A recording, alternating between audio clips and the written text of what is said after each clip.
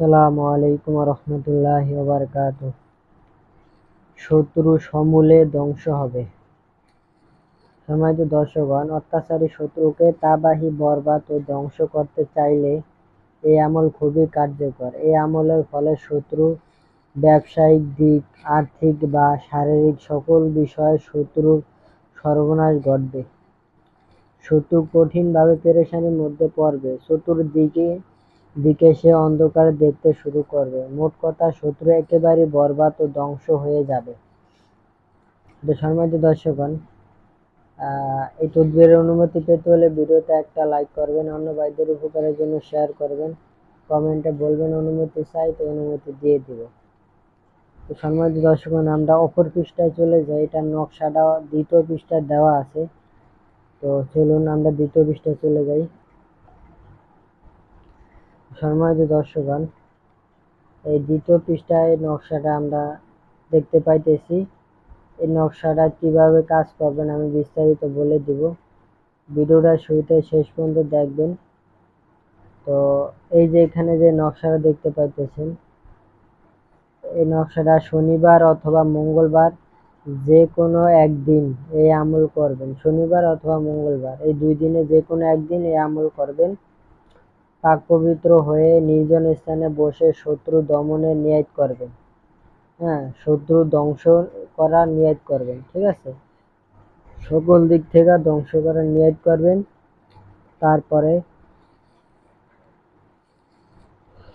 বোস পাতা কিনে আনবেন বাজার থেকে। বোস পাতা, বোসপত্রে জাফরান ও গোরসন কালি দিয়ে উপরে নকশাটি লিখবেন। মেশক জাফরান কালির সাথে গোরসন, এটা গোরসন কাকে বলে এটা ইউটিউবে সার্চ দিয়ে দেখে নেবেন। গোরসন কালি দিয়ে দোনোটা একসাথে মিক্স করে উপরে নকশাটি বোসপাতার উপরে লিখবেন। ঠিক আছে, বোসপাতার উপরে লিখবেন। এই যে এখানে এই গড়গুলা আগে আঁকবেন, নয়টা গড় আঁকবেন, আর নিচে এই গড়টা এইভাবে আঁকবেন। আঁকার পরে সর্বপ্রথম এই এক লিখবেন, এই গড়টা আগে লিখবেন, পরে এই গড়টা আগে, তারপরে এই গড়, তারপরে এই গড়, তারপরে এই মাঝখানের এই গড়, তারপরে এই কোণার গড়, তারপরে এটা, তারপরে এই কোণার এটা, তারপরে এটা, এভাবে চাল সিস্টেমে লিখবেন। ঠিক আছে, লেখা হয়ে গেলে নকশার নিচে শত্রুর নাম লিখবেন। শত্রু যদি ছেলে হয় তাহলে তার বাপের নাম আগে লিখবেন, পরে মাঝখানে বিন, পরে শত্রুর নাম। ঠিক আছে, বা অথবা শত্রুর নাম আগে লিখতে পারেন, পরে মাঝখানে বিন, পরে তার বাপের নাম লিখতে পারেন আপনি। ঠিক আছে, আর শত্রু যদি মেয়ে হয় ওই মেয়ের নাম, শত্রুর নাম এখানে লিখবেন, এখানে মাঝখানে লিখবেন বর্ষার বি ন তয়কারেতে বিনতে লিখে মেয়ের মার নাম এই পাশে লিখতে পারেন। ঠিক আছে, লেখা হয়ে গেলে আপনি এটা নকশা লেখা হলে ছোট করে বাস করে মাদলিতে ভরে নেবেন।